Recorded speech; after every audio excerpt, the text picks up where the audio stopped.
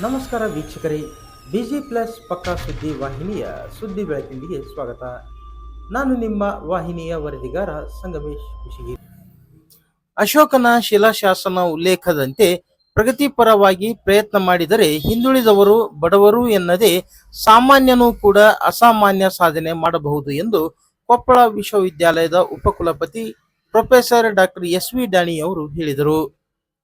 ಕುಷ್ಟಗಿ ತಾಲೂಕಿನ ತಾವರಗೆರೆ ಪಟ್ಟಣದ ಬುದ್ಧ ವಿಹಾರ ತರಬೇತಿ ಕೇಂದ್ರದಲ್ಲಿ ಭಾನುವಾರ ದಿನ ಕರ್ನಾಟಕ ಪ್ರತಿಭಾ ಅಕಾಡೆಮಿ ಕೊಪ್ಪಳ ಘಟಕದ ವತಿಯಿಂದ ಆಯೋಜಿಸಿದ್ದ ಪ್ರತಿಭಾ ಪುರಸ್ಕಾರ ಕಾರ್ಯಕ್ರಮ ಉದ್ಘಾಟಿಸಿ ಅವರು ಮಾತನಾಡಿದರು. ವಿದ್ಯಾರ್ಥಿಗಳು ಕೀಳರಿಮೆಯಿಂದ ಹೊರಬರಬೇಕು. ನಮ್ಮ ಹಣೆ ಬರಹ ಬದಲಾಗಬೇಕಾದರೆ ನಮ್ಮಲ್ಲಿಯ ವಿಚಾರಗಳನ್ನು ಬದಲಾಗಬೇಕು. ವಿದ್ಯೆ, ಜ್ಞಾನ, ಸಂಪತ್ತು, ನಯ, ವಿನಯ, ವಿವೇಕವನ್ನು ಬೆಳೆಸಿಕೊಂಡರೆ ಬದುಕು ಸುಂದರವಾಗುತ್ತದೆ ಎಂದು ಹೇಳಿದರು. ಸಂಸದ ರಾಜಶೇಖರ್ ಇಟ್ನಾಳ್ ಅವರು ವಿದ್ಯಾರ್ಥಿಗಳನ್ನು ಉದ್ದೇಶಿಸಿ ಮಾತನಾಡಿದರು.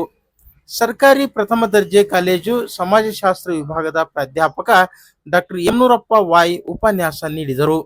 ಶಿಕ್ಷಣ ಸಂಸ್ಥೆಯ ಅಧ್ಯಕ್ಷ ಟಿ. ರತ್ನಾಕರ, ಧರ್ಮದರ್ಶಿ ರಾಮಣ್ಣ ಕಲ್ಲಣ್ಣನವರ್, ಮಾನವ ಬಂಧುತ್ವ ವೇದಿಕೆ ರಾಜ್ಯ ಸಂಚಾಲಕ ಡಾಕ್ಟರ್ ಎ.ಬಿ. ರಾಮಚಂದ್ರಪ್ಪ, ಪ್ರಗತಿಪರ ಚಿಂತಕ ಶುಕರಾಜ್ ತಾಳಕೇರಿ, ಜಿಲ್ಲಾ ಪಂಚಾಯತ್ ಮಾಜಿ ಅಧ್ಯಕ್ಷೆ ಮಾಲತಿ ನಾಯಕ್ ಸೇರಿದಂತೆ ಹಲವು ಮುಖಂಡರು ಉಪಸ್ಥಿತರಿದ್ದರು. ಕಾರ್ಯಕ್ರಮದಲ್ಲಿ ವಿದ್ಯಾರ್ಥಿಗಳು, ಸಾರ್ವಜನಿಕರು ಪಾಲ್ಗೊಂಡಿದ್ದರು.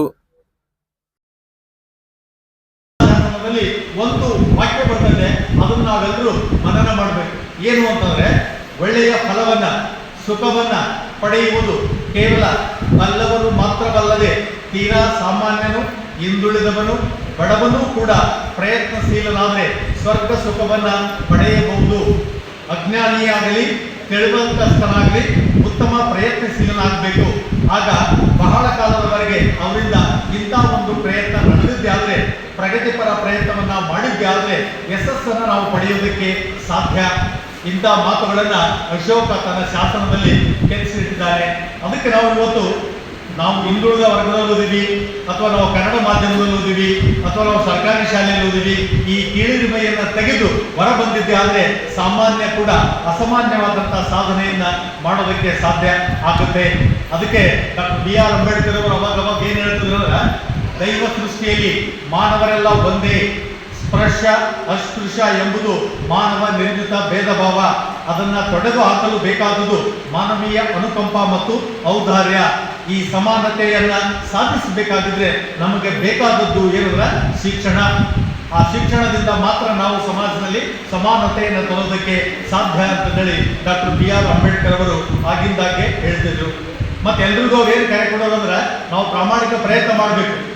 ಬುದ್ಧ, ಬಸವ, ಅಂಬೇಡ್ಕರ್, ಪೆರಿಯಾರ್, ಈ ಬುದ್ಧಿಜೀವಿಗಳು, ಚಿಂತಕರು ನಮ್ಗೇನು ಅವ್ರು ಕರೆ ಕೊಟ್ಟಂದ್ರೆ, ಸ್ವ ಸುಧಾರಣೆ, ಸ್ವ ಏಳಿಗೆ, ಸ್ವಾವಲಂಬನೆ, ಸ್ವಾಭಿಮಾನ, ಸ್ವನಂಬಿಕೆ, ಇವು ಯಾರಲ್ಲಿ ಜಾಗೃತ ಆಗಿರ್ತವೆ ಅವರು ಯಶಸ್ಸನ್ನ ಹೊಂದೋದಕ್ಕೆ ಸಾಧ್ಯ. ಹಾಗೆಯೇ ಮುಂದುವರೆದ ಡಾಕ್ಟರ್ ಬಿ.ಆರ್. ಅಂಬೇಡ್ಕರ್ ಅವರು ಹೇಳ್ತಾರೆ, ಶಿಕ್ಷಣ, ಸಂಘಟನೆ, ಹೋರಾಟ. ಅದಕ್ಕೆ ಪೂರ್ವವಾಗಿ ನಮ್ಮಲ್ಲಿ ಏನಿರ್ಬೇಕಂದ್ರೆ ಸತತ ಅಧ್ಯಯನಶೀಲತೆ ಇರಬೇಕು. ನಮ್ಮ ಬದುಕಿನ ಏನಿವತ್ತು ಸಮಸ್ಯೆಗಳದವ ಅದರಿಂದ ನಾವು ಬಿಡುಗಡೆಗೊಳ್ಳಬೇಕು ಅಂದ್ರೆ ಅದು ಅಧ್ಯಯನದಿಂದ ಮಾತ್ರ ಸಾಧ್ಯ. ಅದನ್ನು ಅವರು ಜಗತ್ತಿಗೆ ತೋರಿಸಿಕೊಟ್ರು. ಮತ್ತೆ ತಮಗೆಲ್ಲ ಗೊತ್ತಿದೆ, ಆಕ್ಸ್ಫರ್ಡ್ ವಿಶ್ವವಿದ್ಯಾಲಯದಲ್ಲಿ ಅತಿ ಹೆಚ್ಚು ಗ್ರಂಥಗಳನ್ನು ಅಧ್ಯಯನ ಮಾಡಿದಂಥ ಏಕೈಕ ವ್ಯಕ್ತಿ ಅಂತಂದರೆ ಡಾಕ್ಟರ್ ಬಿ.ಆರ್. ಅಂಬೇಡ್ಕರ್ ಅವರು. ಹಾಗಾಗಿ ಅವರು ಅಧ್ಯಯನಶೀಲರಾದ್ರಿಂದ ಇವತ್ತು ಅತ್ಯುತ್ತಮ ಸಂವಿಧಾನವನ್ನು ರಚನೆ ಮಾಡಿ ನಮಗೆ ಮಾರ್ಗದಾತರಾಗಿದ್ದಾರೆ. ಅದಕ್ಕೆ ನಾವು ಇವತ್ತು ಅವರ ತತ್ವ ಚಿಂತನೆಗಳನ್ನ ಪರಿಪಾಲಿಸಬೇಕಾಗಿದೆ. ಆ ಕಾರಣಕ್ಕಾಗಿಯೇ ಅವರನ್ನೇನಂತ ಕರೀತಾರೆ ಅಂದರೆ ದಲಿತ ಸೂರ್ಯ, ಸಂವಿಧಾನ ಶಿಲ್ಪಿ, ಮಾನವೀಯ ಮುಕುಟ ಅಂತ ಹೇಳಿ ಅವ್ರನ್ನ ಕರೀತಾರೆ. ಆ ಕಾರಣಕ್ಕಾಗಿ ಇವತ್ತು ನಮ್ಮಲ್ಲಿ ಸಾಮಾಜಿಕ, ಧಾರ್ಮಿಕ, ಆರ್ಥಿಕವಾಗಿ ನಮ್ಮಲ್ಲಿ ಏನಾದರೂ ಇವತ್ತು ಅತ್ಯುತ್ತಮವಾದಂಥ ಸಮಾನತೆಯನ್ನು ತರೋದಕ್ಕೆ ಅವರು ತಳಹದಿಯನ್ನು ಹಾಕಿಕೊಟ್ಟರು ಅಂದರೆ ಡಾಕ್ಟರ್ ಬಿ.ಆರ್. ಅಂಬೇಡ್ಕರ್ ಅವರ ಜ್ಞಾನ. ಹಾಗಾಗಿ ಅವರನ್ನ ಜ್ಞಾನ ರತ್ನ, ಜ್ಞಾನದ ಗಣಿ ಅಂತ ಹೇಳಿ ಗೌರವಿಸಲಾಗುತ್ತೆ. ಇನ್ನು ನಮಗೆ ಈ ವಿಚಾರಗಳು ಇವತ್ತು ನಮಗೆ ಅವರು ಬಹಳಷ್ಟು ಸಂದರ್ಭದಲ್ಲಿ ಏನು ಹೇಳ್ತಿದ್ರು ಅಂದ್ರೆ, ವ್ಯಕ್ತಿಗಿಂತ ದೇಶ ದೊಡ್ಡದು. ಹಾಗೆಯೇ ಇಲ್ಲಿ ಹತ್ರ ಇತಿಹಾಸವನ್ನು ಮರೆತವರು ಇತಿಹಾಸವನ್ನು ಸೃಷ್ಟಿಸಲಾರರು. ನಮ್ಮ ವಿದ್ಯಾರ್ಥಿಗಳು ಹೇಗಿರ್ಬೇಕಂದ್ರೆ ಇತಿಹಾಸವನ್ನು ಅರಿಬೇಕು. ಅರಿತಾಗ ಮಾತ್ರ ಇತಿಹಾಸವನ್ನು ಸೃಷ್ಟಿ ಮಾಡೋದಕ್ಕೆ ಸಾಧ್ಯ ಆಗುತ್ತೆ. ಅದಕ್ಕೆ ಅವರು ಅವಾಗ ಕರೆ ಕೊಡೋರು ಏನಂದ್ರೆ, ಅಪ್ರಯೋಜಕವಾದ ಶತಮಾನದ ಬಾಳಿಗಿಂತ ಧ್ಯೇಯ ಸಾಧನೆಯ ಅಲ್ಪಾಯುಷ್ಯ ಮೇಲು. ನಾವು ಸ್ವಲ್ಪ ಕಾಲ ಬದುಕಿದ್ರೆ ಪರವಾಗಿಲ್ಲ, ಅತ್ಯುತ್ತಮವಾದಂಥ ಕಾರ್ಯವನ್ನು ಮಾಡಬೇಕು ಅನ್ನುವಂಥದ್ದು ಅವರ ಆಸೆಯಾಗಿತ್ತು. ಅದಕ್ಕೆ ಅವರಿಗೆ ಪ್ರೇರಕ ಶಕ್ತಿ ಆಗಿದ್ದಂಥದ್ದು ಗೌತಮ ಬುದ್ಧ. ಅದಕ್ಕೆ ಗೌತಮ ಬುದ್ಧ ಹೇಳ್ತಾನೆ, ಬೌದ್ಧ ಧರ್ಮ ಮನುಷ್ಯ ಕೇಂದ್ರಿತವಾದದ್ದು, ದೇವರಿಗಿಂತ ಮಾನವೀಯತೆ ಧರ್ಮದ ತಿರುಳಾಗಿರಬೇಕು. ಅದಕ್ಕೆ ಸಮಾನತೆಯನ್ನ, ಸ್ವಾವಲಂಬನೆಯನ್ನ ಬೌದ್ಧ ಧರ್ಮ ಪ್ರತಿಪಾದಿಸುತ್ತದೆ. ಗೌತಮ ಬುದ್ಧ ಇದನ್ನ ಸಾಧಿಸಿ ಜಗದ ಬೆಳಕಾದ, ಏಷ್ಯಾದ ಬೆಳಕಾದ. ಹಾಗೆ ನಮಗೆ ಬಸವಣ್ಣನವರು ಹೇಳ್ತಾರೆ, ದಯವಿಲ್ಲದ ಧರ್ಮವಾವುದಯ್ಯ, ದಯವಿರಬೇಕು ಸಕಲ ಪ್ರಾಣಿಗಳಲ್ಲಿ. ಅಂದರೆ ಬರೀ ಮನುಷ್ಯ ಅಲ್ಲ, ಸಕಲ ಜೀವರಾಶಿಗಳನ್ನು ಕೂಡ ನಾವು ಗೌರವಿಸಬೇಕು, ಪ್ರೀತಿಸಬೇಕು ಅನ್ನುವಂಥದ್ದನ್ನ ಬಸವಣ್ಣ ಹೇಳ್ತಾರೆ. ಇನ್ನು ನಮಗೆ ಡಾಕ್ಟರ್ BR ಅಂಬೇಡ್ಕರ್ ಅವರು ಮುಂದುವರೆದು ಹೇಳ್ತಾರೆ, ಜ್ಞಾನ, ವಿಜ್ಞಾನ, ತಂತ್ರಜ್ಞಾನ ಇವುಗಳನ್ನು ಸಾಧಿಸಿ ನಾವು ಧರ್ಮವನ್ನು ಅನುಸರಿಸಿದ್ದೇ ಆದರೆ, ಮಾನವೀಯತೆ ನಮ್ಮಲ್ಲಿ ಬೆಳೆದು ಬಂದಿದ್ದೇ ಆದರೆ ನಮ್ಮೆಲ್ಲರ ಯಶಸ್ಸು ಸಾಧ್ಯ ಎನ್ನುವಂಥ ಮಾತನ್ನ ಅವರು ಹೇಳಿ, ವಿಶೇಷವಾಗಿ ನಿಮ್ಮನ ವರ್ಗದವರು, ಶೋಷಿತ ವರ್ಗದವರು ಅವರ ಬಿಡುಗಡೆಗೆ ಇರುವಂಥ ಏಕೈಕ ಮಾರ್ಗ ಅಂದರೆ ಅದು ಶಿಕ್ಷಣ ಎನ್ನುವಂಥದ್ದನ್ನು ಅವರು ಸಾಧಿಸಿ ತೋರಿಸಿದರು. ಆ ಮೂಲಕ ಸಂವಿಧಾನದ ಅಡಿಯಲ್ಲಿ ಸಾಮಾಜಿಕ, ಧಾರ್ಮಿಕ, ಆರ್ಥಿಕ, ಸಾಂಸ್ಕೃತಿಕ ಸಮಾನತೆಯನ್ನು ತರುವುದಕ್ಕೆ ಜೀವನದುದ್ದಕ್ಕೂ ಅವರು ಪ್ರಯತ್ನ ಮಾಡಿದರು. ಅದಕ್ಕೆ ಇವತ್ತು ನಾವೇನು ಅರಿಬೇಕಂದ್ರೆ ಡಾಕ್ಟರ್ BR ಅಂಬೇಡ್ಕರ್ ಅವರ ವಿಚಾರವನ್ನು ಅರಿಬೇಕು, ವಿಚಾರಗಳ ಕುರಿತು ತಿಳಿಬೇಕು, ಆ ವಿಚಾರಗಳ ಕುರಿತು ದುಡಿಬೇಕು, ವಿಚಾರಗಳನ್ನು ಉಳಿಸುವ ಪ್ರಾಮಾಣಿಕ ಪ್ರಯತ್ನ ಮಾಡಬೇಕು. ಆಗ ಮಾತ್ರ ನಮ್ಮ ಯಶಸ್ಸು, ಈ ದೇಶದ ಯಶಸ್ಸು ಸಾಧ್ಯವಾಗುತ್ತೆ. ಅದಕ್ಕೆ ಹೇಳ್ತಾರೆ, ಇವತ್ತು ಎಲ್ಲ ಧರ್ಮಗಳಿಗಿಂತ ಶ್ರೇಷ್ಠವಾದಂಥ ಧರ್ಮ ಅದು ಯಾವುದಂದ್ರೆ ಸಂವಿಧಾನ ಧರ್ಮ.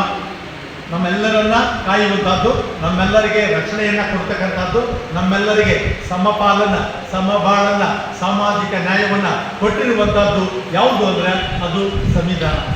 ಆದರೆ ಇವತ್ತು ನಮ್ಮಲ್ಲಿ ಏನಾಗಿದೆ ಅಂದ್ರೆ, ಇಂಥ ಉತ್ತಮ ಸಂವಿಧಾನವನ್ನು ಇಟ್ಕೊಂಡು ಆ ಜಾತಿ, ಈ ಜಾತಿ, ಆ ವರ್ಗ, ಈ ವರ್ಗ, ಇಂಥ ತಪ್ಪು ಕಲ್ಪನೆಗಳಲ್ಲಿ ನಮ್ಮನ್ನು ನಾವು ಮೇಲಿರಿಮೆ, ಕೀಳಿರಿಮೆಯಿಂದ ಒಬ್ಬ ಮನುಷ್ಯ ಮತ್ತೊಬ್ಬ ಮನುಷ್ಯನನ್ನ ಶೋಷಣೆ ಮಾಡುವಂಥದ್ದನ್ನು ಕಾಣ್ತೀವಿ.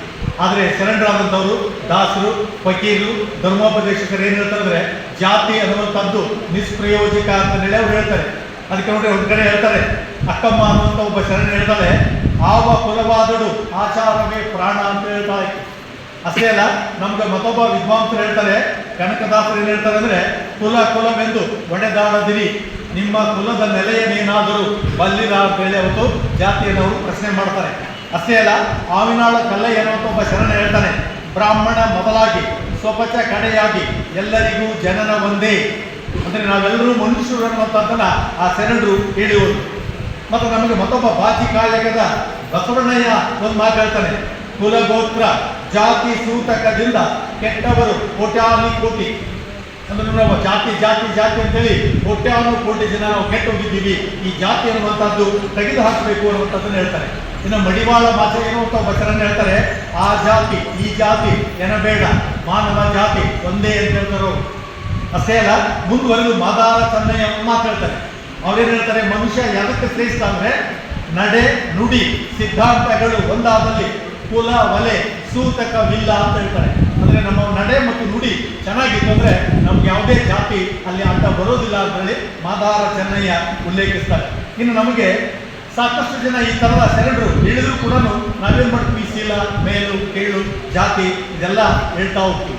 ಅದಕ್ಕೆ ಹೇಳ್ತಾರವರು, ಶೀಲವಂತರಾದರೆ ಜಾತಿ